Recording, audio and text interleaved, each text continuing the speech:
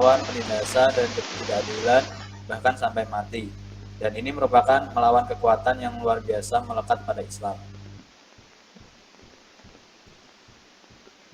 Contoh, O'Neill dalam Southern Theory, The Global Dynamic of Knowledge in Social Science menjelaskan bahwa praktik imperialisme dan relasi kuasa global yang timpang antara metropol dengan periferi berdampak pada logik substansi dari produksi pengetahuan sosiologi tersebut. Utamanya, kemajuan masyarakat global dikonstruksikan secara linear dan primitif menuju ke maju. Praktik politik pengetahuan ini pada prosesnya membenarkan dan melegitimasi bahwa negara-negara periferi harus menjadikan metropol sebagai acuan kemajuan dan puncak peradaban.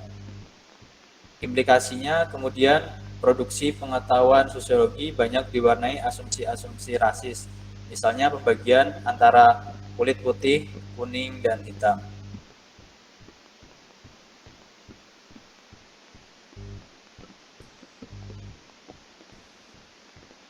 Sekian presentasi dari kelompok kami. Jika ada kurang lebihnya kami mohon maaf. Wassalamualaikum warahmatullahi wabarakatuh.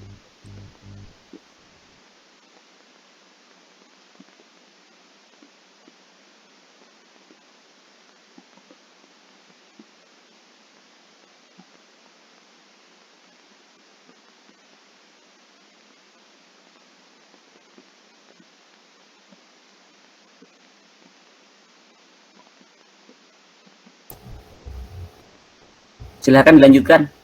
Siapa tadi moderatornya ini kok? Biarin. Ini kelas kalian ya. Maksud saya ketika presentasi adalah kelas kelompok pertama, maka yang handle sampai selesai, sampai ya ada moderatornya. Tadi kayaknya agak ini. Ya selayaknya presentasi teman-teman.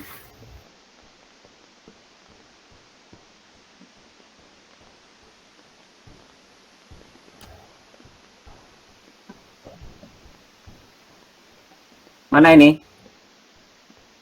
Kelompok pertama. Dipandu acaranya.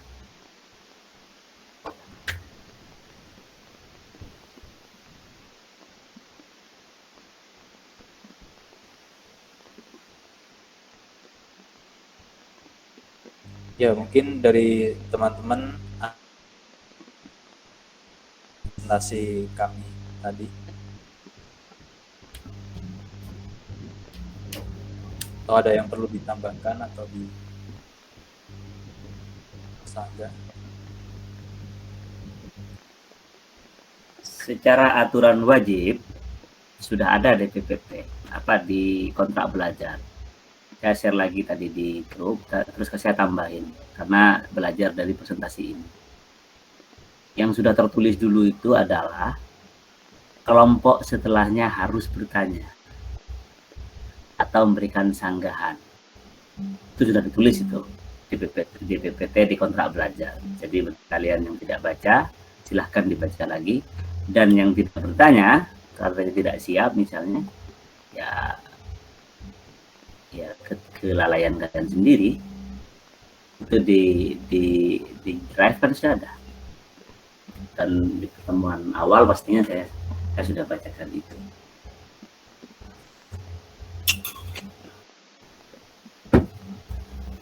Kelompok 2, silahkan tanggapannya.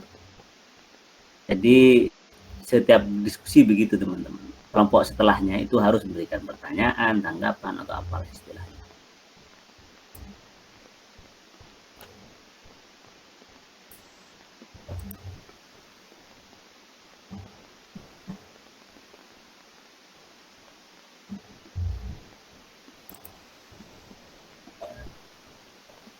Permisi, Pak. Ingin bertanya kepada kelompok pertama, Pak. Monggo. Saya ingin bertanya, kata kunci apa yang teman-teman semua bisa berikan kepada kita agar kita ini dapat mudah untuk mengingat-ingat teori Southern Theory ini. Terima kasih.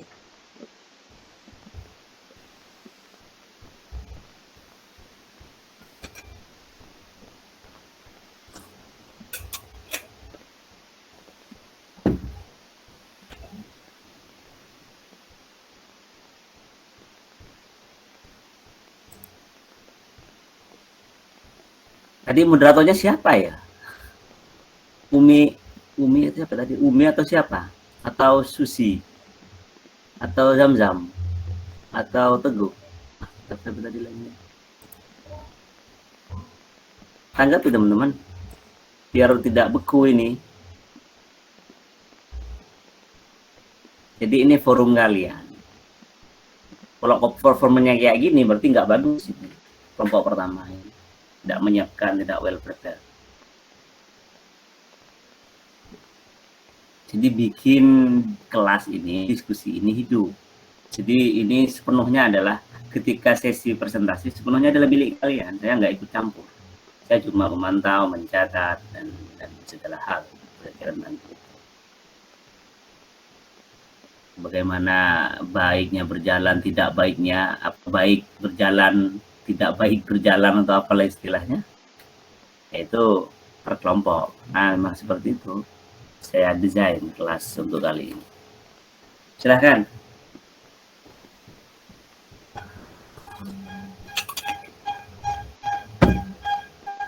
Baik, terima kasih pertanyaan dari Mas Maulana Jody.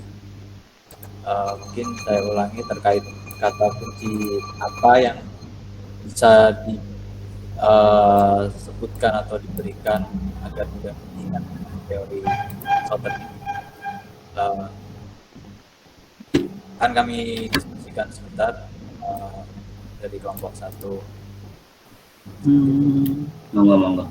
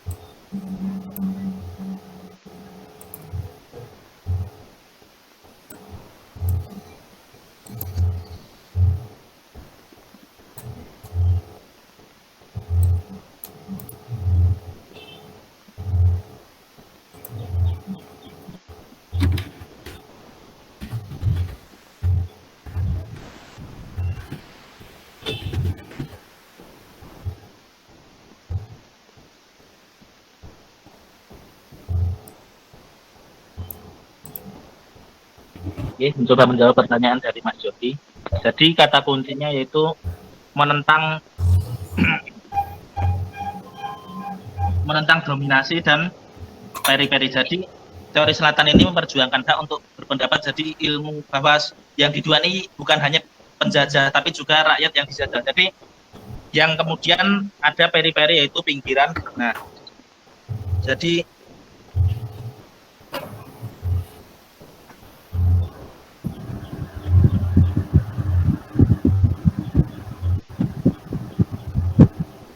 negara yang berkembang itu adalah negara pinggiran. Contohnya Indonesia itu masih negara pinggiran ya.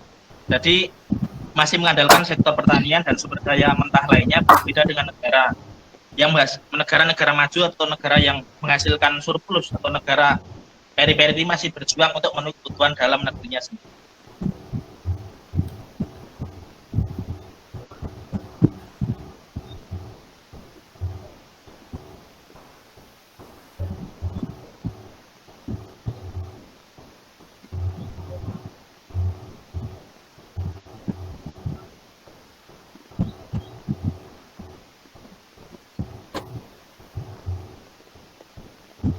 Ya, mungkin itu jawaban dari kelompok kami. Apakah ada tanggapan lagi dari Mas Maulana Jody?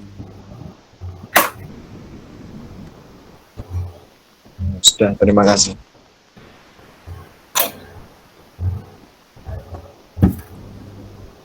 Siap Mas, sama-sama. Mungkin ada lagi dari kelompok 2.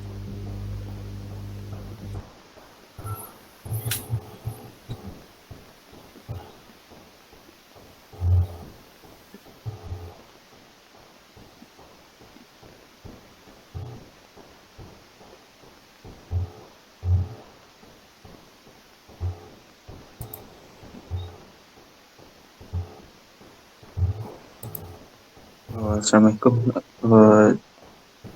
moderator.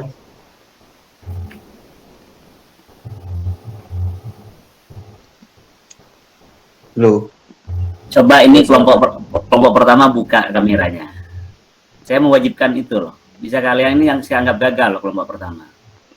Saya sudah jelas, sudah saya minta kalian buka kamera. Kalian sedang presentasi. Wah, saya gak suka begini ini. Saya nggak pernah sampai segini teman-teman di kelas. Tapi saya nggak suka kalau kayak gini. Saya minta kalian buka kamera untuk yang presentasi, itu wajib sifatnya. Bisa saya gagalin kalian itu. Kan saya sudah clear, setiap presentasi itu buka kamera. Saya cuma mau lihat keseriusan kalian di kelas. Masa yang sudah wajib presentasi masih sambil tiduran atau apa, nggak jelas kan nggak bagus itu. Jadi buka kameranya, atur kelas ini, saya minta begitu, di-handle, saya jadi partisipan, saya ingin dengar kalian. Silahkan di-handle, sisanya waktu ini.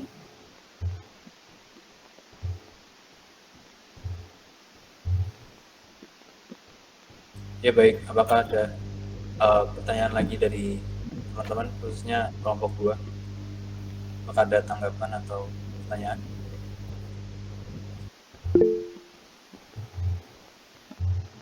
Ya baik, Mas Rahmat ya. Itu. Assalamualaikum warahmatullahi wabarakatuh. Waalaikumsalam. Maaf sebelumnya saya bukan kelompok 2 juga, tapi saya meminta contoh di sini kan contohnya menurut saya agak terlalu jauh dari kehidupan kita. Bisa nggak kelompok 1 itu memberikan contoh yang dekat dengan kehidupan kita biar enak juga memahami teorinya.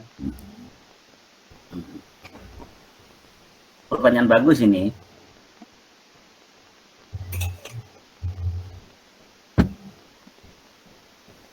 Baik, terima kasih pertanyaan dari Mas Rahmat. Akan kami diskusikan dengan kelompok kami terlebih dahulu.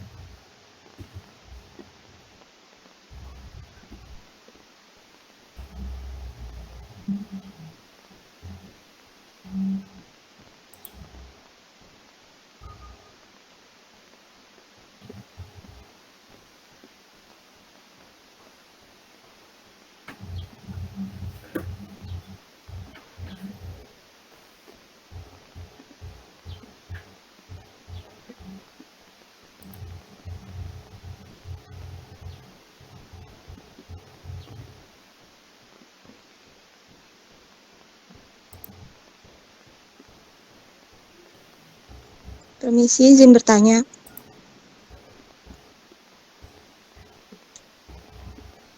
Baik, silakan untuk pertanyaan Mas Rahmat kami tampung dulu ya.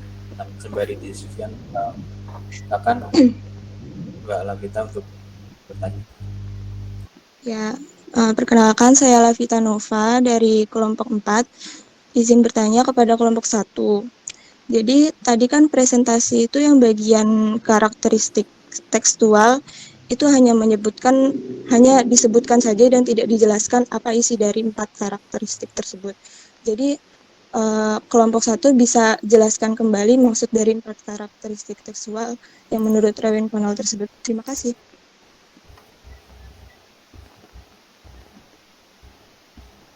Baik, terima kasih atas pertanyaannya.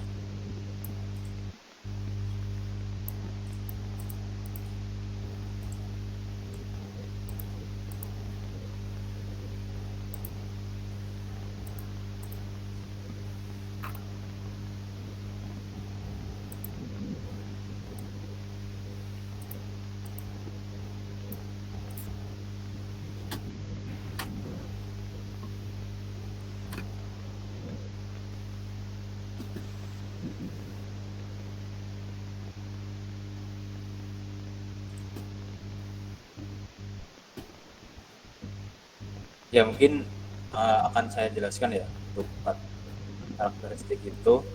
Yang pertama kan ada metropol atau monoton teori. Karakteristik ini menyebutkan apa yang dimaksud sebagai the claim of universality. Secara spesifik, teori-teori tersebut terus-menerus secara tegas dan berulang-ulang melakukan klaim atas relevansi universalnya sebagai basis ontologi keilmuan. Proposisi-proposisi abstrak dikonstruksikan dalam monoton teori tidak hanya sebagai strategi permainan bahasa, namun juga untuk membangun asumsi bahwa semua subjek terdiri atas individu, institusi, ataupun masyarakat, baik di metropol maupun periferi dianggap berpengetahuan sama, berperilaku sama, dan mempunyai pandangan yang sama pula. Klaim ini tidak dilakukan secara eksplisit dan harus terus-menerus disembunyikan untuk mempertahankan sifat hegemonik agar tetap relevan secara universal. Hal yang sama tidak dapat dilakukan oleh sosiolog dari periferi karena posisi mereka yang subordinat sekaligus penyematan atas relevansi hanya pada level lokal yang terus-menerus direproduksi. Kedua, untuk karakteristiknya di sini ada reading from the center, merupakan mekanisme operasional dari epistemologi teori-teori sosiologi dari metropol yang bias. Ada cara pandang internal mereka sendiri, termasuk membicarakan masalah-masalah yang hanya muncul dan relevan dalam perdebatan teori-teori metropol sebelumnya. Cornell di sini memberikan contoh fokus permasalahan yang diangkat oleh Giddens dan Bourdieu mengenai perdebatan subjektivisme melawan objektivisme maupun struktur melawan agensi yang sebenarnya hanya relevan bagi teori-teori metropol. Lalu yang ketiga ada gestures of exclusion terkait dengan pemilihan karya-karya yang dilakukan oleh para teoretisi dari metropol untuk melakukan produksi pengetahuan. Bagi Cornell, baik Coleman, Giddens maupun Bourdieu lebih banyak menggunakan dan berdialog dengan teks-teks produksi sosiolog dari metropol. Teks-teks tersebut dianggap penting dan sejajar sebagai teori sehingga relevan untuk membangun proposisi-proposisi teoretis yang diklaim bersifat universal tersebut. Sebaliknya, teori-teori dari periferi sangat jarang disertakan dalam dialog dan konstruksi teori. Di sisi yang para sosiolog dari periferi digunakan hanya sebagai pelengkap dari metropol, sekaligus semakin meneguhkan reproduksi keberbedaan global. Yang terakhir untuk karakteristiknya di sini ada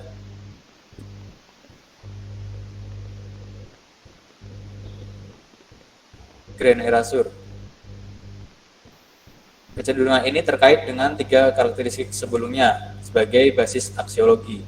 Saat subjek kajian, formulasi proposisi, strategi memperoleh data, eksklusivitas, pengutipan karya-karya sesama teoretisi metropol, dan problem yang hanya relevan secara internal, maka secara eksplisit dapat dikatakan bahwa teori-teori dari metropol tidak memedulikan dan yang lebih banal lagi yaitu menghapus pengalaman kolonialisme mayoritas umat manusia di belahan selatan. Sebagai contohnya, menurut Cornell, baik Giddens maupun Bourdieu tidak memberikan penekanan yang lebih pada konteks kolonialisme dalam subjek kajiannya. Misalnya India sebagai koloni Inggris dan Aljazair sebagai koloni Prancis. Dengan kata lain, Grand Erasure ini secara implisit menunjukkan tendensi cara pandang penjajah yang melihat objek penelitian sebagai terra nullius atau tidak bertuan, sehingga bisa secara semena-mena memaksakan cara pandang mereka, tanpa memedulikan siapa sebenarnya yang sedang bermukim di ruang tersebut.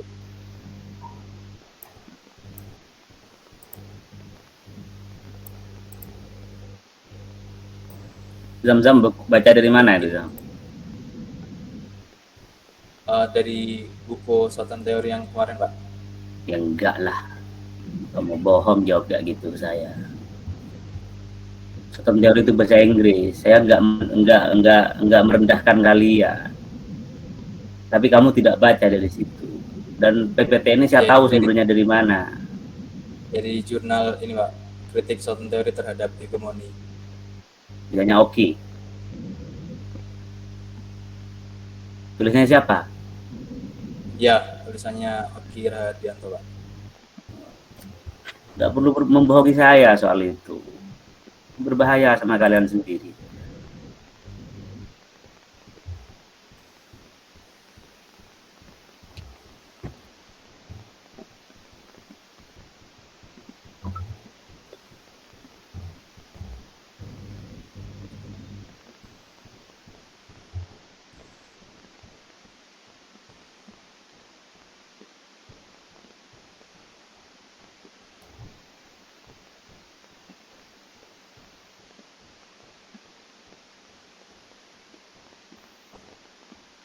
Itu punya Rahmat mau dijawab tuh gimana?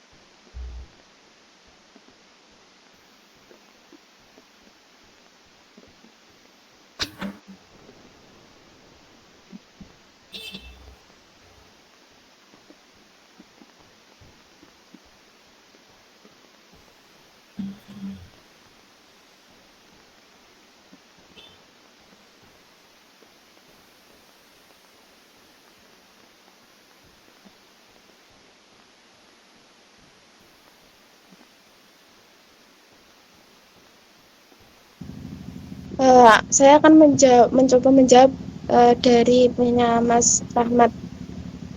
Contohnya saja seperti rakyat Indonesia yang berjuang untuk persamaan hak berpendapat bukan hanya milik penguasa, tapi juga milik rakyat yang dijajah, seperti Indonesia dan Belanda.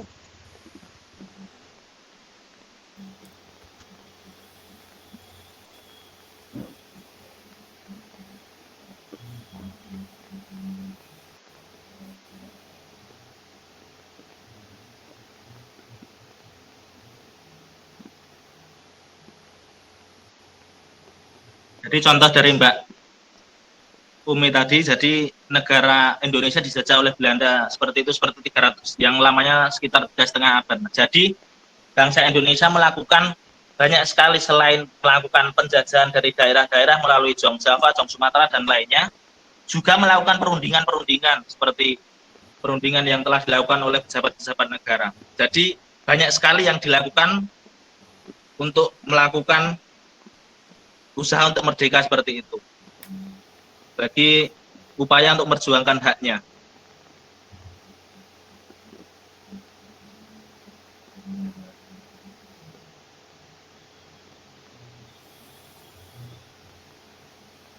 Ya, mungkin itu jawaban dari kelompok kami. Apakah dari Mas Ahmad ada tanggapan?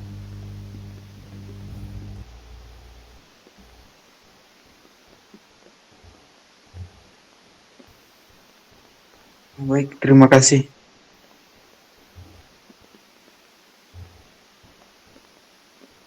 Baik, sama-sama Mas. Mungkin ada lagi dari teman-teman yang ingin ditanyakan?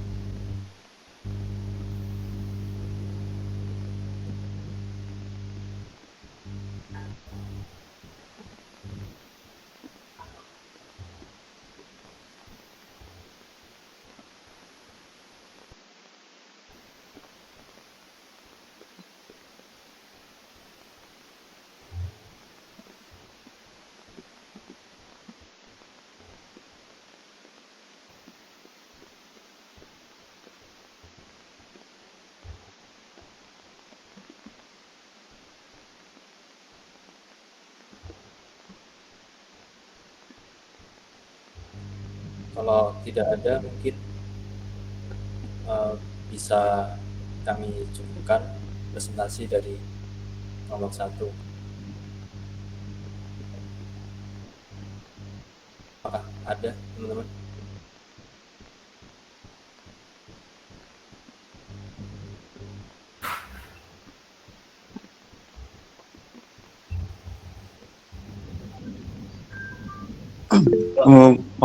Saya mau nanya lagi, ini saya kurang paham ini dari PPT. Oh iya, Di slide kedua itu, teori ini adalah teori yang mencoba mengusulkan untuk membalikan kompleksitas dunia ke dalam ilmu-ilmu sosial dan melibatkan banyak suara dalam percakapan global yang lebih demokratis. Jadi teori ini mau mengubah dunia, setahu saya. Jadi konsep teori ini gimana? Bukan kita memandang dunia, tapi kita mengubah dunia. Itu maksudnya gimana ya? Kalau teori biasanya kan cara pandang kita menggunakan cara pandang ini, gitu. Tapi di sini mencoba mengusul untuk mengembalikan kompleksitas dunia, maksudnya gimana?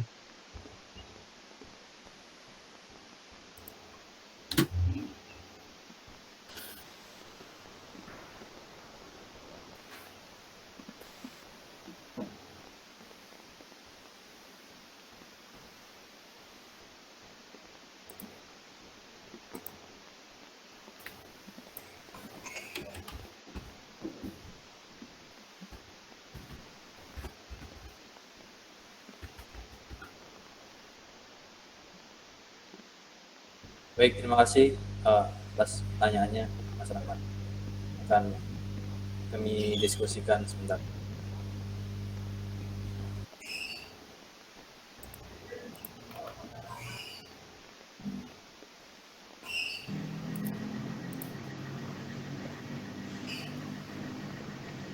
Mungkin dari saya, Mas Rahmat, bahwa kan dunia itu adalah sebuah sistem kapitalis yang mencakup seluruh negara di dunia tanpa terkecuali kan. Tidak ada yang dapat melepaskannya dari kapitalis itu sendiri, termasuk negara yang sosialis. Hal ini, kompleksitas dunia sangat diperlukan untuk sebuah keseimbangan dan perkembangan sistem di dunia. Yang dimana kompleksitas ini itu mencakup ilmu-ilmu sosial dan negara-negara global agar negara tersebut dapat bersifat lebih demokratis. Mungkin seperti itu, Mas Rahmat.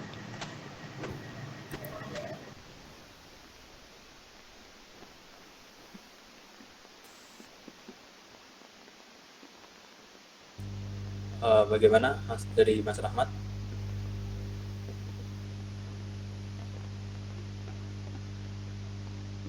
Baik, terima kasih. Baik, terima kasih.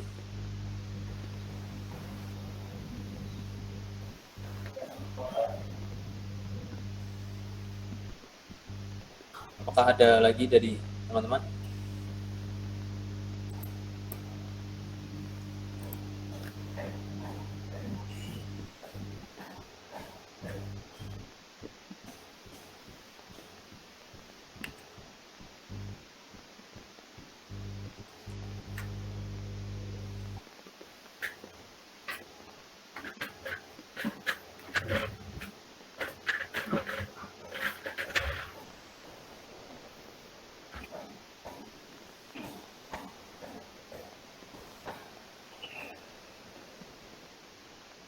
Baik, jika tidak ada lagi, akan kami cukupkan dari kelompok 1. Terima kasih untuk teman-teman yang sudah menyimak dan memberikan atensi. Dari kelompok 1, jika ada salah kata atau kurangnya, kami mohon maaf yang sebesar-besarnya. Wabillahi taufiq wal hidayah. Wassalamualaikum warahmatullahi wabarakatuh. Waalaikumsalam warahmatullahi wabarakatuh. Waalaikumsalam. Waalaikumsalam warahmatullahi wabarakatuh. Terima kasih untuk kelompok pertama. Ini ada banyak catatan yang harus diperhatikan ke depan. Kalau yang kelompok pertama sudahlah, itu sudah terjadi. Pertama, kelas ini adalah milik kalian ketika kalian presentasi. Jadi kelompok 2 besok handle, pegang sendiri bagaimana kelas ini berjalan. Jadi kalian belajar menghandle sebuah acara. Silahkan dipersiapkan secara teknis ketika masuk di sini, ketika masuk di meeting begini. Itu yang pertama yang harus diperhatikan. Terus kemudian yang kedua, aturan-aturan yang saya minta harus dilengkapi dan dicukupi, diikuti dalam PPT itu harus diikuti. Saya baru tadi share lagi dan saya tambahin. Karena biar kalian kalau misalnya harus minta dituntun seperti itu, ya saya tulis. Kalau tidak minta dituntun seperti itu, ya mestinya saya tidak perlu sampai nulis begitu. Misalnya di setiap slide, kalau kalian ngambil dari sumber siapapun, itu tunjukkan. PPT ini kan semuanya kan copy paste, ambil dari sana sini. Tunjukkan dari mana. Itu soal kejujuran. Apalagi tadi Zam-Zam bilang ketika saya tanya, ngambil dari mana? Ngambil dari bukunya Rowan Cornell sendiri. Itu bohong besar. Dari mana kejujuran kita? Hal teknis kayak gini saja tidak bisa. Jujur itu bukan besar dan kecil, tapi komitmen moral kita.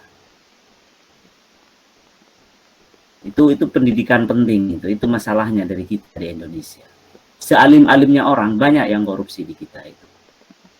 Setiap detik dia ngomong tentang Tuhan, tentang Allah, tentang apapun. Setiap detik pula mereka melakukan kejahatan. Kejujuran itu memang mahal sekali. Betul, KPK sempat punya tagline mahal, jujur itu hebat. Karena tidak semua orang bisa melakukan itu. Nah, cara teman-teman untuk menunjukkan kejujuran dalam konteks ini, ya sampaikan. Saya copy paste dari sini, saya ngambil dari sini, saya ngambil dari sini. Jadi, satu PPT ini punya kami cuma 2 kalimat, sisanya saya ambil punya orang, kan begitu. Kalau misalnya mau begitu ya nggak apa-apa loh. Itu kan kalian sendiri yang efeknya. Kalian nggak bakal dapat apa-apa. Nggak bakal dapat apa-apa. Ini bisa dipegang kata saya. Kalian tidak akan bakal dapat apa-apa. Ya paling nanti ketika diskusi kayak gini aja, ketika misalnya mendengarkan dari saya atau yang lain baru dapat. Tetapi yang presenter itu nggak dapat apa-apa. Namanya cuma copy paste. Pahami dulu, baca parafrase. Apa tujuan saya tadi minta kalian parafrase? Karena ketika saya cek di PPT 1 tadi, itu banyak yang rusak. Banyak yang sembarangan teman-teman di kelompok pertama. Makanya saya minta untuk biar kalian tidak jadi korban, saya minta parafrase. Saya tidak tahu apakah kalian di sini semua ngerti apa itu parafrase. Sepertinya ngerti. Saya mungkin di sekarang sudah nggak ada bahasa Indonesia kalau nggak salah ya. Saya minta tolong jawab ini. Susi. Ada bahasa Indonesia, belajar bahasa Indonesia kan di kampus? Iya nggak? Nggih, Ada. nggih. Belajar parafrase nggak? Ada pelajaran topik parafrase? Ada, Bapak. Oke, ada. Jadi alhamdulillah kalau ada. Saya nggak perlu lagi ngasih tahu kalian parafrase itu apa. Nah, ini sebenarnya teknik untuk kalian semua ketika misalnya bikin presentasi, biar nggak kelihatan lu, biar ada usaha gitu loh teman-teman. Makanya saya sangat ketat soal ini. Karena memang saya mengalami sendiri sebagai penulis mengalami sendiri. Ketika itu adalah copy paste, kita nggak dapat apa-apa. Apalagi itu kan jalan tidak baik itu. Mengambil copy paste.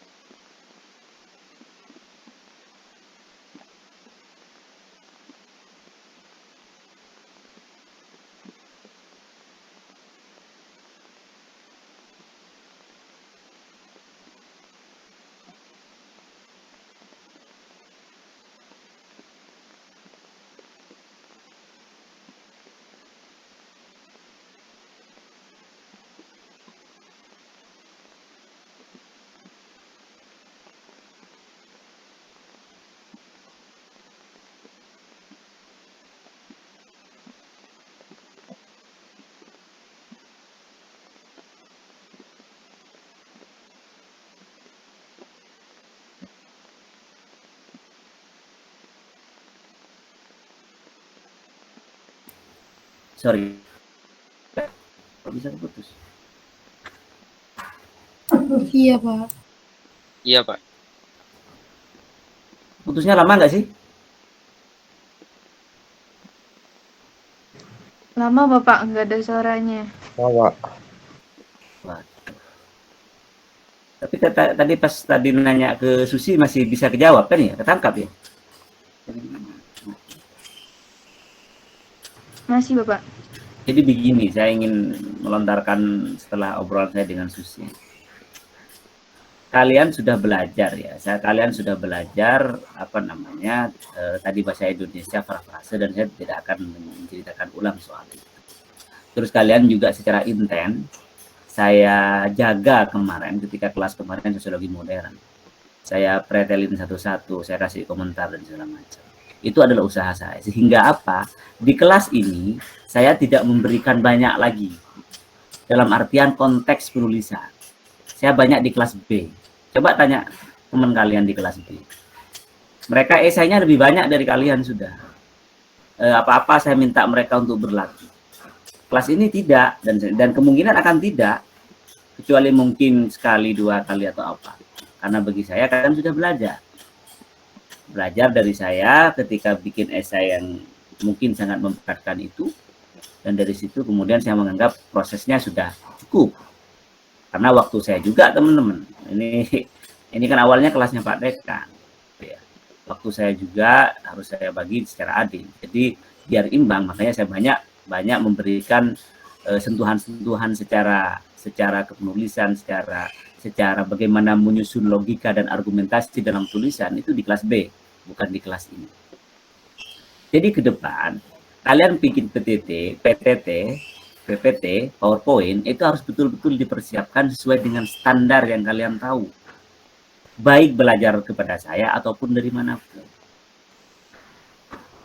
Tadi saya mau menyampaikan lagi screenshot di grup, mohon diperhatikan. Mestinya saya tidak perlu memberitahu itu.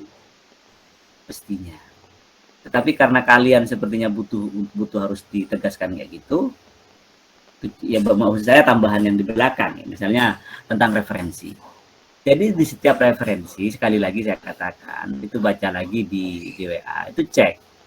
Kalau kalian di slide itu ngambil dari punya orang, kasih halaman berapa itu, dari mana itu kalian ambil, kasih tahu di slide itu sendiri, di halaman itu sendiri. Jadi biar kecenderungan untuk cuma sekedar nempel kemudian ditaruh di belakang ininya daftar referensinya, itu kan sampah namanya teman-teman. Saya tadi membicarakan tentang KPK soal kejujuran. Apa poin ini ketangkap tadi Susi? Atau sudah termasuk yang terputus? Belum Pak, yang belakang tadi belum ketangkep. Berarti saya ngomong KPK dan soal kejujuran berarti terputus juga? Nggih Bapak. Oh lumayan. Oke, saya nggak perlu ngulang lagi. Soal KPK, soal kejujuran. Saya katakan tadi poinnya adalah kita ini bangsa yang sangat religius di beberapa bagian. Luaran kita itu sangat religius. Tapi moral kita, akhlak kita, kejujuran kita, itu termasuk yang tidak terbentuk. Saud itu bagus, Saud Situmorang kemarin yang kalian lihat YouTube-nya itu. Dia orang Katolik, Saud ini. Sekarang sudah beranjak menjadi ateis. Dia bilang begini, saya itu tahu betul apa yang dimaksud dengan Jawa apa istilahnya, guyub, unggah-ungguh atau apa lah istilahnya. Tapi semua itu adalah kamuflase luaran semua. Itu bukan masuk kepada moral mental kata dia. Saya tanya, kenapa Bang? Loh iya itu hanya di luaran aja. Itu tidak menjadi karakter mengental sebagai moral. Sebagai moral ini suatu yang prinsip teman-teman. Nyatu dalam kehidupan, dalam diri. Bukan luaran. Kalau luaran itu drama ya. Teater itu luaran. Saya ketemu sama Kiai Inggih Unggu apa. Tapi itu tidak menjadi moral itu sebenarnya. Itu teater. Dari kalian belajar dramaturgi, ya begitulah. Dia mempraktekkan dramaturginya Erving Goffman itu dalam sosiologi. Pinter. Nah, kata dia, ini sorry ya, bukan soal kemudian ini mengkritik Jawa. Karena Bang Saud ada di Jawa, ada di sini di Jawa. Dia melihat begitu. Guyub itu bukan care kata dia. Guyub itu cuma sekedar ingin tahu, tapi bukan caring. Care-nya manusia kita ini secara umum itu lemah kata dia. Ya karena Saud itu pernah hidup di luar negeri ya selama belasan tahun. Jadi ngerti apa itu arti care, caring itu apa. Jadi bagi dia itu banyak kultur kita yang ini. Makanya ini soal moral dan ini teman-teman, dan kejujuran misalnya. Makanya tadi ketika Zam-Zam misalnya bilang, saya tanya itu dari mana? Dari buku ini, Pak. Nah, saya langsung bilang kamu bohong. Karena saya nggak pingin membiarkan begitu, teman-teman. Makanya ke depan silahkan cek lagi yang saya share di grup itu, poin-poinnya. Setiap slide ditunjukkan. Terus kemudian dalam satu PPT itu minimal 2 rujukan dari yang ada di yang ada di Google Drive yang sudah saya tulis. Apa gunanya saya posting sumber-sumber di Google Drive, teman-teman, rujukan itu. Kalau misalnya kalian setidaknya, oke, saya nggak mewajibkan kalian membaca, tidak. Tapi bagi yang mempersiapkan PPT, presentasi kelompok, ya boleh ditengok toh. Itu eman itu, saya posting di situ. Itu tidak mudah, teman-teman. Saya download itu, mencari itu makan waktu. Tapi oke, saya nggak bicarakan itu. Karena ini adalah kesukaan saya. Saya melakukan itu dengan sangat bahagia. Jadi kalian jangan khawatir soal itu. Cuma eman saja. Tapi tidak semua topik kayaknya belum saya masukkan. Nanti beberapa akan saya masukkan. Nah, untuk kelompok selanjutnya, perhatikan itu. Jadi standar kepenulisan yang kalian tahu, baik itu dari saya ataupun dari orang lain, atau dari bacaan lain, silahkan dimanfaatkan. Bikin PPT sebaik-baiknya. Isinya, kontennya sebaik-baiknya. Nanti biar apa ya? Biar pertama pendidikan dan pelajaran buat kalian sendiri. Kemudian yang kedua ya buat kita di kelas ini. Jadi nggak lebih dari itu. Referensinya jelas dari mana. Ini kelompok ini kan referensinya nggak jelas itu. Sudah ngambil dari mana-mana juga nggak ini. Enggak, saya nggak akan menghukum kalian hanya karena itu, enggak. Kecuali nanti kalian semester 5 ke atas, ya, baru saya hukum betul. Kalau sekarang enggak, cuma saya ingatkan dengan sangat keras. Kejujuran itu penting, kejujuran itu hebat. Salah satunya caranya ya lewat media ini, lewat kejujuran teknis kalian di PPT, di menulis. Saya sering kali bilang, tentu saja di antara kalian sudah sama-sama mendengar. Kalau misalnya kalian lagi nulis, ini sebenarnya mesti untuk semua dosen ya teman-teman. Tapi ya saya nggak tahu apakah semua dosen akan mengerjakan. Tapi untuk saya harus clear. Kalau misalnya saya minta 500 kata, kalian ngambil dari punya orang. Kalau saya minta nulis 500 kata, kalian ngambil punya orang berparagraf-paragraf sampai 450 kata, berarti kan punya kalian cuma 50 kata kan gitu.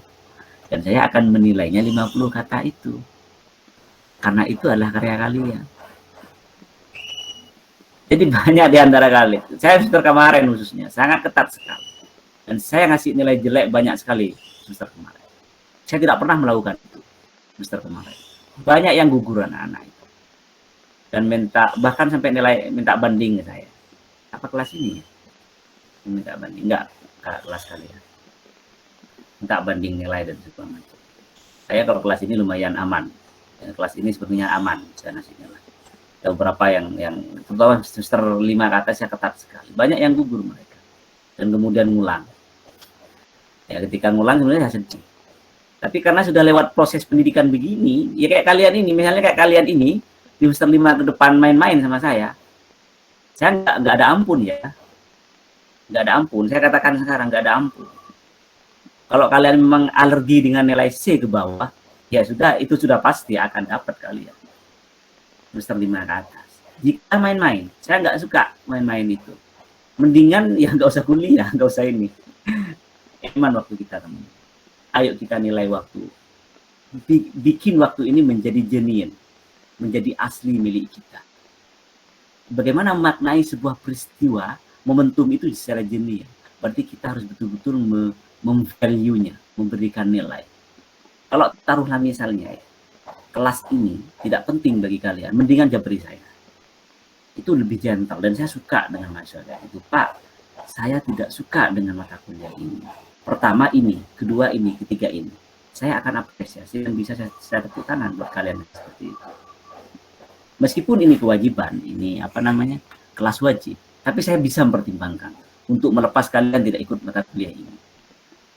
Kalau ada yang berani begitu, saya senang sekali ada mahasiswa begitu. Tapi kalau kalian kosongan, kosong, tidak punya basis apa-apa, kemudian mengatakan kayak gitu, itu sebuah blunder tentu saja. Tapi kalau kalian pinter dan bisa menunjukkan misalnya, saya bisa passing mata kuliah ini Pak, bacaan saya sudah melampaui semua ini. Saya sebagai dosen kalian sangat bangga sekali menemukan mahasiswa kayak gitu.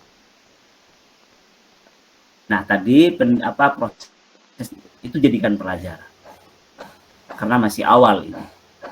Jadi ke depan ini mohon diperhatikan, ke depan pastikan grupnya memegang kelas dengan sangat baik, kelompoknya mulai dari moderator apa segala macam. Saya menyimak.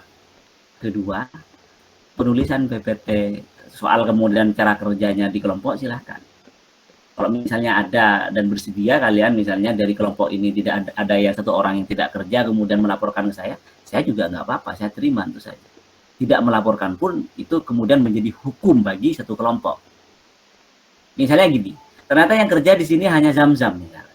3-nya tidak kerja. Kemudian membuat PPT menjadi jelek dan tidak well prepared. Maka kemudian yang dihukum adalah satu grup, tentu saja satu kelompok. Karena nilainya saya ada 2 untuk penilaian ini teman-teman. Pertama nilai kelompok, yaitu berdasarkan kepada kerja kelompok. Lewat apa buktinya? Outputnya lewat apa? Yaitu lewat PPT. Itu satu. Misalnya kelompok ini saya sudah kasih catatan di bank data saya. Kemudian presentasinya. Jadi perkalian ini saya tengok presentasinya.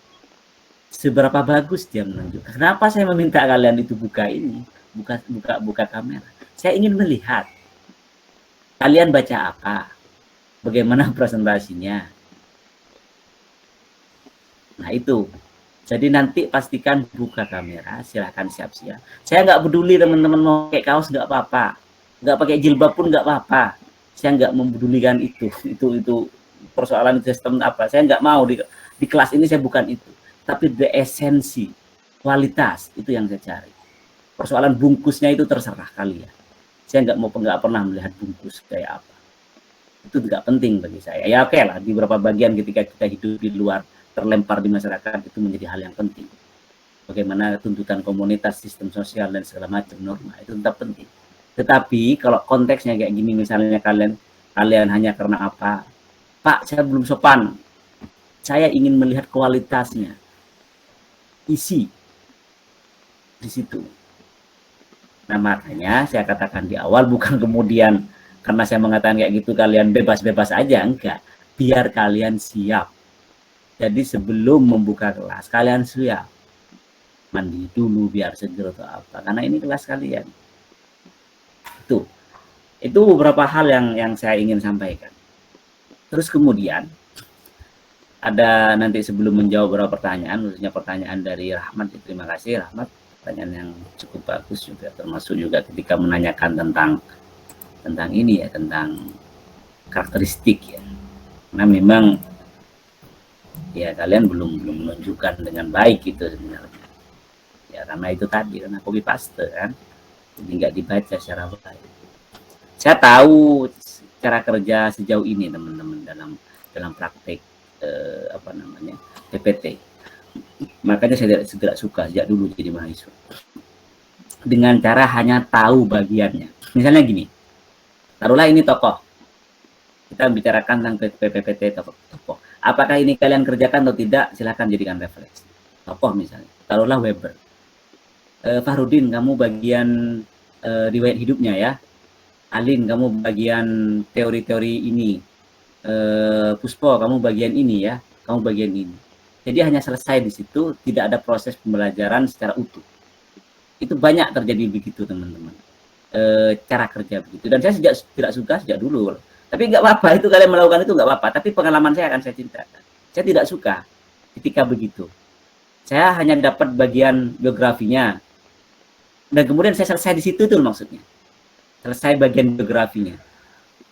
Itu saya tidak suka sejak dulu ketika saya kuliah, nggak suka. Makanya saya selalu akan menjadi ketika saya presentasi kayak gini, ketika begini, saya menjadi pengumpul terakhir karena sejak itu saya dianggap sebagai editor dan penulis ya oleh teman-teman semua ya ketika kayak gini. Jadi kemudian jadi pengumpul, meskipun saya punya jadi bagian, saya menjadi tahap terakhir untuk finishing. Makanya saya belajar semua. Saya cek, saya belajar, saya baca. Jadi kalau gampangnya lah sebagai penentu kualitas lah bisa dibilang. Kualitas dalam aspek tulisan. Meskipun soal bacaan kan itu masing-masing kita ya, seberapa kuat kita membaca atau tidak ya. Tetapi kemudian dari proses itu kita menjadi lengkap bacaannya. Jadi misalnya Latifah hanya ditugasi baca biografi dan kemudian ditugasi ngumpulin biografi dan hanya cukup selesai di situ, maka Latifah hanya jadi ahli biografi, kan begitu efeknya. Jadi cara kerja silahkan dimodifikasi teman-teman kelompok. Cara saya ya itu cara saya, kemudian tidak cocok sama kalian juga nggak apa-apa, tetapi sangat bisa saya buktikan ketika hanya Umi Latifah cukup di bagian biografi misalnya, kalau presentasinya adalah tokoh, maka Umi Latifah hanya sebagai pembaca biografi, tahu biografi, tidak ada proses pendalaman, jadi terlibat aja. Misalnya mau ngangkat teori dari Weber tentang tindakan sosial, tentang apa tipe-tipe ideal tindakan sosial apa saja, jadi baca. Latifah meskipun punya tugas untuk menulis biografinya, baca juga dia dari sumber-sumbernya biar tahu. Contohnya kayak ini, praktiknya kayak gini, jelasan kayak gini. Itu akan lebih membantu kalian. Jadi di tengah perjalanan itu justru akan lebih memudahkan. Nah, itu. Selanjutnya saya punya sebenarnya di penjelasan soal 4 karakteristik ini ya. Nanti mungkin akan saya singgung. Meskipun tadi dibaca karena si Zam-Zam itu kan baca jurnalnya orang.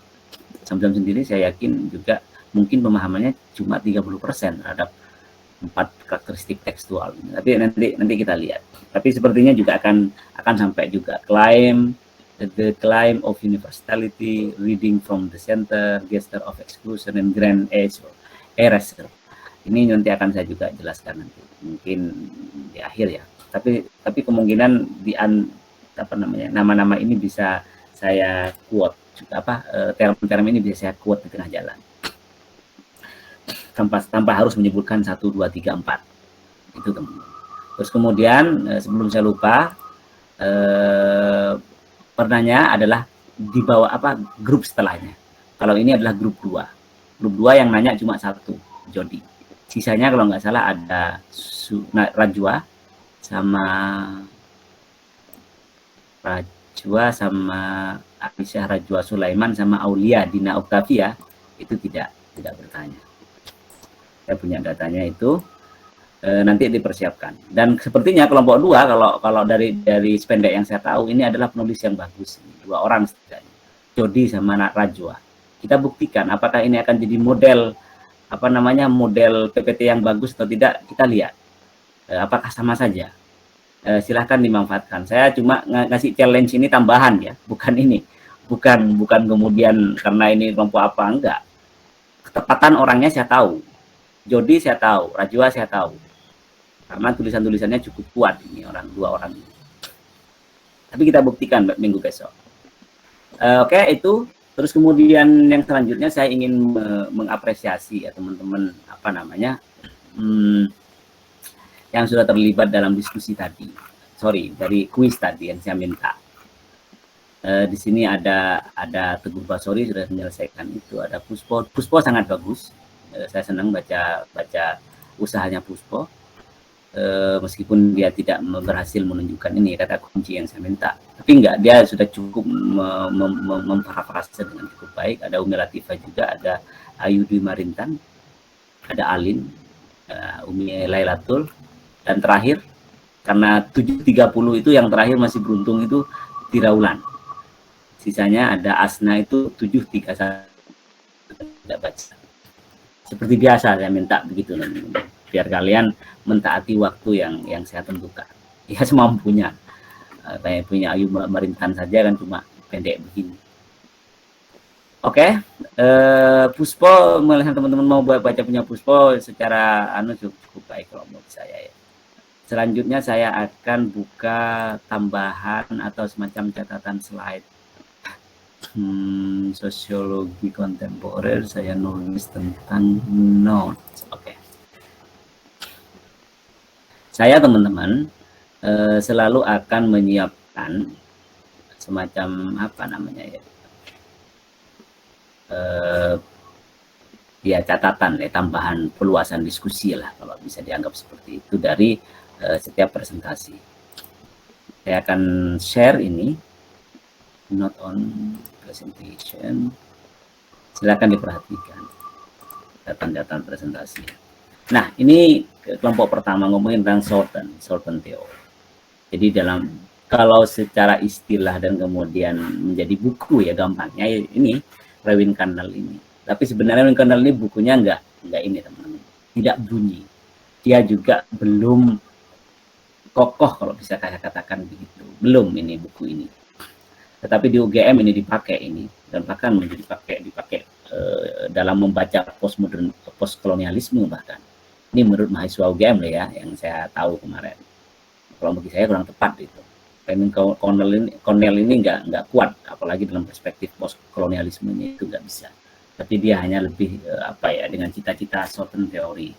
Jadi Shorten theory itu gampangnya adalah teori-teori yang dari pinggiran teman-teman. Makanya saya kasih judul itu teori dari pinggiran, sosiologi dari pinggiran, apa istilahnya itu di presentasi itu. Jadi dari pinggiran. Ada dua hal yang perlu diperhatikan. Pertama secara geografis. Geografis Shorten ini ya geografinya ya selatan. Amerika Selatan, kayak Brasil misalnya, Latin Amerika ya Amerika Latin. Dan secara khusus ya kita. Jadi kalau kita kemudian ngambil garis lurus ya, garis khatulistiwa, ya utara itu ya utara khatulistiwa, itu selatannya ya selatan ini, gitu gampangnya begitu. Nah, selatan ini yang dimaksud yang cukup populer itu secara teori, secara geografis sekali lagi yang pertama ada India, ada termasuk kita ya ASEAN, terus kemudian Australia, Australia kan, Lewin juga orang Australia, terus kemudian New Zealand. Nah itu secara geografis dan tentu saja Amerika Latin. Misalnya tentang teori-teori ketergantungan segala macam itu di Amerika tahun 70-an. Nah teori-teori tentang postkolonialisme itu dari India lewat Spivak, lewat Homi Bhabha yang sekarang ada di Amerika di Harvard. Terus kemudian banyak sekali yang lain-lain lagi, khususnya dari India ini banyak sekali ilmuwan penting dalam konteks teori-teori selatan gampang. Selain Shorten theory ada Shorten states teman-teman. Certain countries, negara-negara selatan.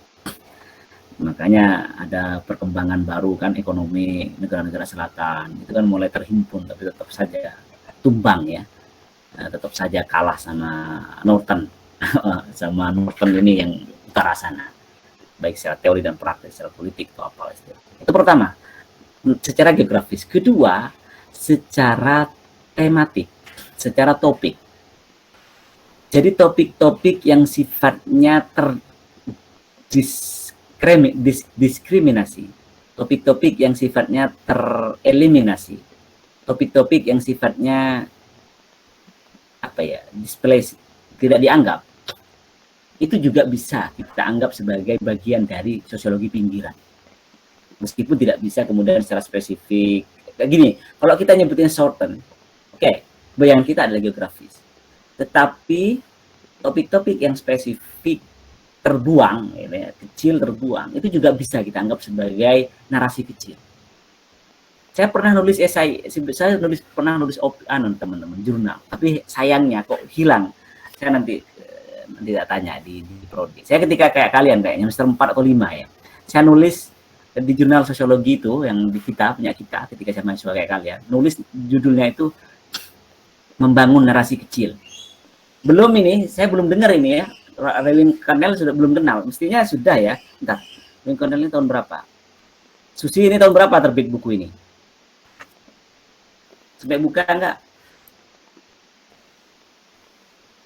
Buka Bapak, tapi lupa. Nah, saya cek lagi. Ini tahun 2007. Oh ya, mestinya saya baca sih. Maksudnya saya tahu ya, tahu. Tapi saya nggak tahu di buku ini teman-teman. Ini originally published 2007, Shorten theory. Saya menulis sekitar 2008. Saya angkatan 2006. 2008-2009 lah. Sebelum saya banyak keluar itu. Nah, itu 2009 lah kayaknya amannya ya. Sekitar itu atau iya, pokoknya sebelum semester 7 lah, semester 6 lah. Itu saya nulis tentang narasi kecil, membangun narasi. Teksnya adalah postkolonial sebenarnya. Tapi poin-poinnya sedikit banyak sama kalau bisa dibilang begitu. Maksud saya sama adalah saya membicarakan tentang topik-topik yang terbuang. Misalnya gini, apa topik-topik yang terbuang itu? Misalnya kelompok-kelompok minoritas yang sifatnya secara spesifik disable misalnya, disabilitas. Itu kan ya sekarang aja ya mulai dulu kan enggak. Jadi orang-orang disable, orang-orang difabel atau disable itu kan enggak dianggap mantap, fasilitas enggak dikasih. Nah, teori, konsep, praktek apapun terkait dengan itu bisa sebenarnya dianggap sebagai pinggiran, teman. Karena bukan center itu. Bukan, kalau bahasa Southern teori ini bukan metropol, bukan center, bukan pusat, tapi periphery, jadi pinggiran. Nah, jadi ada dua secara geografis.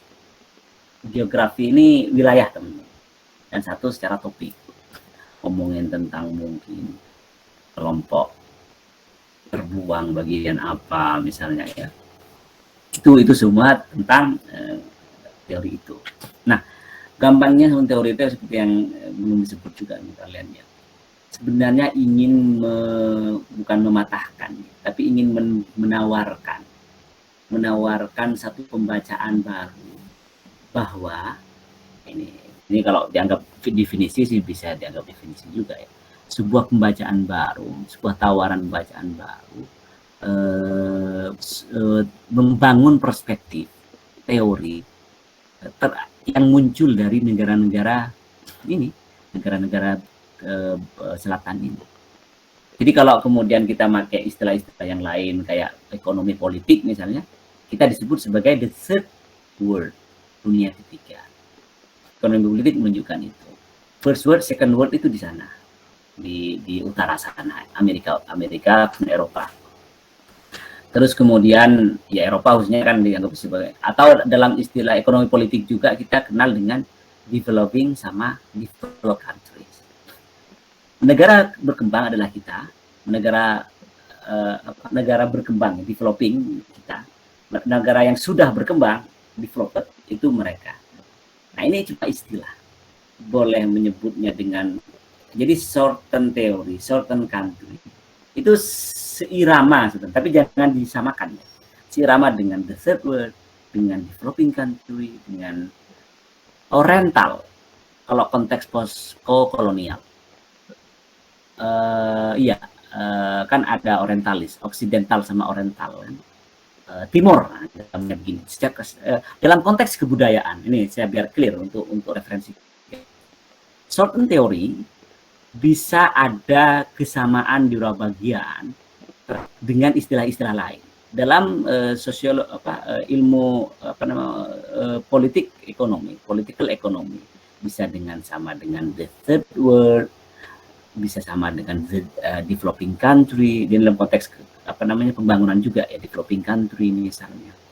Atau dalam konteks postkolonialisme bisa disebut sebagai Timur. Meskipun Timur sebenarnya Islam ya, Timur dalam studinya, dalam bacaan-bacaan Edward Said itu lebih ke Islam sebenarnya.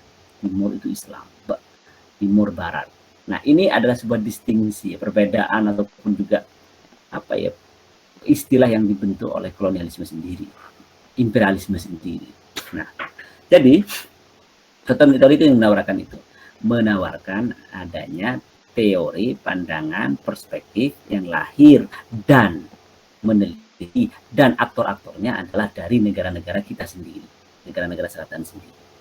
Jadi mereka mau menolak ya, meskipun tidak dalam artian kayak postkolonialisme, postmodernisme, enggak, tapi ingin mengurangi.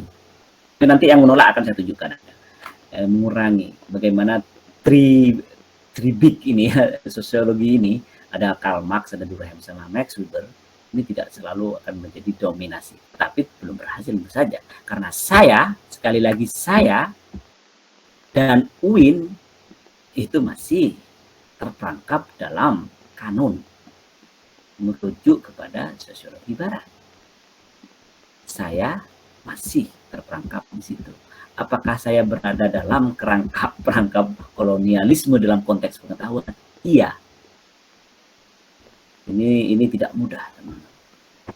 Tapi saya akui di sini bahwa saya dan yang lain-lain mayoritas dimanapun di negara timur terperangkap cara pikir, referensi, cara baca semua ke barat. Saya senang sekali ketika Al-Afghani, kalian di antara kalian tadi munculkan Al-Afghani, jalur Al-Afghani. Itu satu hal yang membanggakan bagi saya. Salah seorang pembaharu Islam ya. Tahun-tahun awal abad 20 ya. Sorry. Dia hidup tahun sekitar yang ramai buku-bukunya itu kan Ottoman mulai berubah ya, mulai hancur ya. Berarti sekitar tahun 1920-an lah Afghani itu. Buku-bukunya diterjemah kita itu tahun sejak setidaknya tahun 80-an teman-teman. Nah, kritik terponi ya karena tidak utuh saja, tidak menjadi semacam school of thought, mazhab. Belum. Juga enggak agresif, enggak membentuk itu loh. Kayak beda dengan misalnya mazhab Frankfurt misalnya. Sudah kenal ya, mazhab Frankfurt di British misalnya. Jadi orangnya tidak satu, mereka bentuk semacam proyek pengetahuan. Atau juga Chicago School lewat Bunda Herbert Blamar, Herbert Mead misalnya di situ. Ini enggak jelas ini Robin ini kayak sendirian. Tapi nanti jadi lagi ya, apakah dia kelompok enggak. Makanya kritiknya ya begitu. Dia itu tidak mengengage, tidak mendiseminasi, tidak menyebarkan bersama, membentuk satu agensi kemudian kuat. Nah, ini yang saya ingin pertegas, teman-teman. Ini terkait dengan membaca aspek-aspek universalisme atau apa dan segala macam. Ini yang paling kuat menurut saya. Saya ada kalau nggak salah bukunya ini di Google Drive kita nggak salah.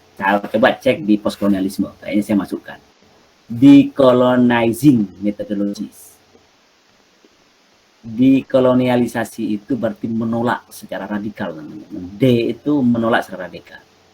Konstruksi membangun, dekonstruksi berarti menolak atau menghancurkan. Konstruksi membangun, dekonstruksi menghancurkan. Menghancurkan. Jadi keras ini, D ini artinya itu keras, menafikan. Nah, ini yang menurut saya lebih kuat dari Cornell sendiri. Namanya itu Linda Tuhiwai Smith dari New Zealand. Dia sedang menawarkan tentang bagaimana metodologi itu harus lepas dari unsur kolonialisme. Saya yang kolonial ini, saya yang masih memakai kolonial ini dikritik habis oleh Linda lewat dekolonialisme. Kenapa unsur-unsur yang dimunculkan? Imperialism frames the ingenious experience. Jadi imperialisme itu membentuk, memframing pengalaman indigenous. Saya nggak perlu ngulang lagi ini. Kenapa imperialisme dan kolonialisme itu membentuk terjajah, colonialism. Sudah mestinya pertemuan kemarin, setidaknya kalau misalnya secara spesifik baca sendiri di PPT saya tentang pengantar kolonialisme, atau kalian mendengarkannya. Saya sedang tadi membaca tapi belum utuh ya, tugas-tugas kalian yang dari YouTube itu, tahun Situmorang itu. Jadi imperialisme itu membentuk kita, kolonialisme itu membentuk kita, mendefinisikan kita, mempermak kita, menghancurkan kita. Kalau menghancurkan mah nggak apa-apa ya, itu memang sudah tugas wajib mereka ya sebagai kolonialisme ya. Tapi kemudian membentuk, dihancurkan kemudian dibentuk. Taruhlah misalnya kita pada awalnya adalah orang kulit hitam, kulit berwarna, dibentuk yang mereka dicat menjadi putih, itu kan palsu, gitu kan. Kedua, the significance of indigenous perspective. Nah, ini yang paling penting, teman-teman. Jadi decolonizing methodology itu ingin menunjukkan tentang signifikansi pentingnya perspektif engineers. How, bagaimana, why, bagaimana perspektif ini dibentuk dan dibangun. May have developed. Selanjutnya, question of imperialism. Oke. Saya sampai jam berapa? Apa saya sudah? Oh, enggak. Saya sebetulnya belum mengisi ini daring, teman-teman. Okelah, nanti kemungkinan saya hadirkan semua kan. Ini. Jadi ini isu utama. Salah satu isu utama. Ini banyak. Nah, ini kemudian aspek-aspek pentingnya. Ini perlu diperhatikan. Jadi kalau Linda ini sampai memberikan komposisi secara lebih rigid sebenarnya daripada Cornell ya. Cornell sudah ngasih sih dengan karakteristik 4 itu. Saya nggak perlu sebutkan di sini. Nah, artinya apa? Sejauh ini the center of universalism misalnya. Jadi ketika ngomongin universalism dalam konteks ilmu pengetahuan dunia, itu kan sebenarnya standarnya standar barat, teman-teman. Nah, sama Linda diputer. Kita harus mempunyai kepekaan dan perspektif indigenous. Indigenous itu lokal, warga lokal. Bantul misalnya, ya Bantul, pengalaman hidupnya Bantul, tanahnya di Bantul, hidupnya di Bantul, cara pikirnya Bantul, bahasanya Bantul, pakaiannya Bantul, ya itu indigenous namanya. Ya kalau Bantul enggak ya, yang pas mungkin suku anak dalam ataupun Badui atau apalah mungkin di Indonesia ya, atau di Papua. Tapi jenis ini penting. Persoalan levelnya kayak apa, nah itu bisa debatable ya. Apakah kepada kebudayaannya, apakah kepada cara pikir school of thought-nya atau apa, itu enggak ini. Tapi jenis itu adalah gampangnya. Kemudian selanjutnya yang harus diperhatikan adalah conception of space, soal ruang, nama-nama ruang. Itu kalau yang dicontohkan sama Linda sih banyak. Saya nggak penting menghadirkan di sini ya, karena Linda kan konsep tentang space itu dalam konteks New Zealand. Linda ini perlu diperhatikan. Linda ini adalah dari engineers, teman-teman. Kalian mungkin sedikit tahu, kemungkinan suku Amuri ya, kalau nggak salah. Kalau Australia itu suku engineersnya Aborigin. Kalau New Zealand itu Amuri loh. Kemudian dijajah kan oleh orang-orang Britania, kan ada orang Inggris kan dihancurkan mereka. Nah, Linda ini termasuk orang yang Inggris. Namanya Inggris, maka dia paham tentang konsepsi ruang, pemahaman tentang ruang. Jawa juga sama. Misalnya selanjutnya ada konsepsi tentang waktu. Jawa itu punya sendiri. Dengan kalian kenal Weton, Kelewon, Legi, terus apa satu yang lain-lain, Legi, Pahing segala macam. Itu kan tak waktu. Itu kan waktu Jawa itu. Nggak ada Afrika punya itu, teman-teman. Itu kan Sultan Agung, kalau nggak salah ya, yang menemukannya. Itu conception of time. Tapi kan nggak terbentuk itu menjadi sebuah perspektif kuat kan. Tidak taruhlah dalam praktik kejawen itu dipakai untuk lari, kemudian hanya selesai sebagai klinik, selesai sebagai primbon, selesai sebagai apa, selesai di situ. Mestinya kalau mau ditingkatkan, ini harus menjadi fondasi terhadap menulisan sejarah. Ini harus jadi teori gitu loh maksud saya. Tapi siapa orang-orangnya kan begitu? Karena kita sekali lagi dijajah untuk otak kita dilucuti sehingga tidak sadar aspek-aspek ini. Selanjutnya ada native intellectual. Penting ini. Native intellectual ini adalah intelektual dari lokal itu sendiri, dari indigenous itu sendiri. Jadi misalnya di Bantul ada profesor dari Bantul, profesor ahli Bantul, profesor ahli sejarah Bantul, profesor ahli budaya Bantul. Itu namanya native intellectual. Mereka yang membentuk secara komposisi ilmu pengetahuan. Mestinya begitu. Terus kemudian dari situ sampailah ke yang disebut sebagai writing history. PPT saya kelihatan kan teman-teman? Kelihatan, Pak. Kelihatan. Oke, ada writing history. Dari proses panjang inilah bisa orang Bantul menulis sejarah. Writing theory. Orang Bantul menulis teorinya sendiri, dari objeknya sendiri, dari subjeknya sendiri. Nah, ini harus muncul. Nah, Ini yang diinginkan dengan decolonizing methodologies. Metodologi itu adalah cara pandang yang luas. Di dalamnya ada teori, ada praktek, ada metode segala macam. Itu metodologi namanya. Ada rancangan segala macam. Harus itu. Jadi engineers dipahami, conception of space dipahami, conception of time dipahami, native intelektualnya, kulturnya. Ketika ngomongin engineers di sini aspeknya luas teman-teman. Kultur, bahasa, budaya, adat, bahasa apa segala macam masuk di situ. Nah dari situ kemudian bisa menulis teori sekali lagi.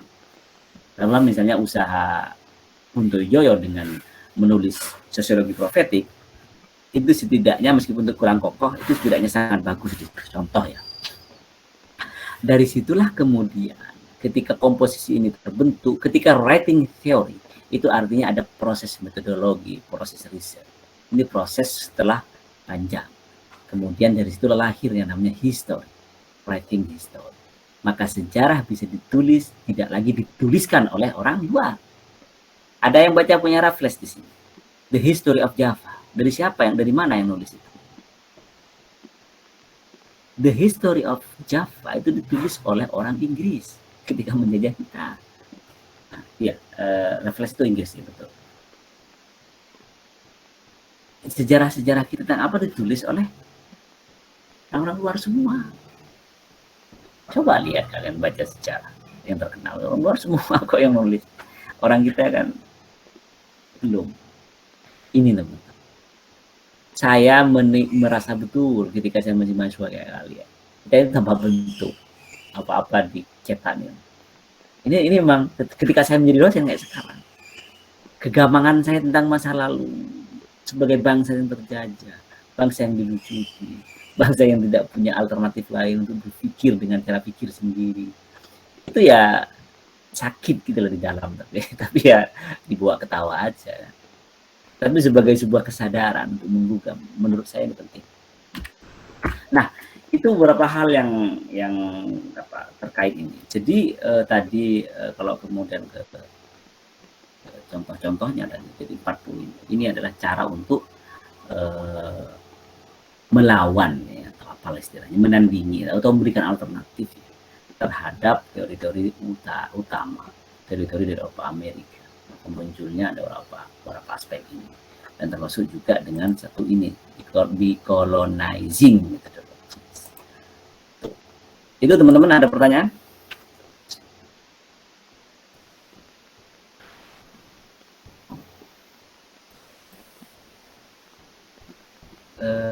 Kelompok B sebenarnya lebih bagus dari kelompok A tadi. Meskipun juga nggak terlalu ketat di referensi, mereka juga tak ingetin untuk menjelaskan 4 model itu. Silakan tengok di PPTP, bisa dibaca atau di download kalian. Sebenarnya tidak ada, terima kasih teman-teman sekalian, sehat selalu. Mohon maaf jika misalnya ada saya kegagalan dan kekeliruan, dan mungkin saya agak ada yang mau nanya ini, silakan, Ahmad. Oh, ini Pak, berarti teori sistem teori ini menjunjung supaya masyarakat menggunakan cara pandang orang asli untuk melihat masyarakat itu, gitu Pak? Betul. Saya kasih contoh coba misalnya sekarang. Mungkin saya pernah nyebut di sini atau tidak.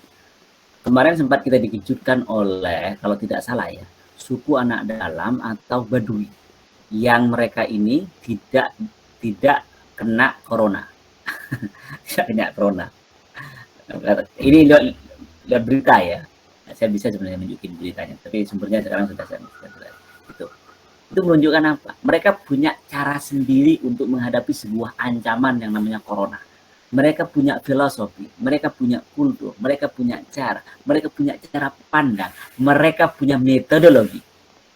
Kalau metodologi kan terlalu mulu ya, sangat saintifik ya. Oke lah, jangan disebut metodologi. Mereka punya cara, filosofi, sehingga mereka selamat dari ancaman corona. Tidak sebanyak orang-orang kota kayak kita. Itu gampangnya begitu, Rahman. Gampangnya begitu. Kayak apa teorinya, caranya yang dilakukan oleh suku Baduy ya, saya nggak tahu ya. Tapi setidaknya itulah praktik jenis yang mereka tunjukkan. Itu, Rahman. Bisa dipahami? Oh, bisa, Pak. Makasih, Pak. Sama-sama. Ada yang lain? Kalau tidak ada, saya cukupkan dulu. Terima kasih teman-teman. Selamat jumpa di minggu depan. Mohon dipersiapkan. Assalamualaikum warahmatullahi wabarakatuh. Waalaikumsalam warahmatullahi wabarakatuh. Pamit.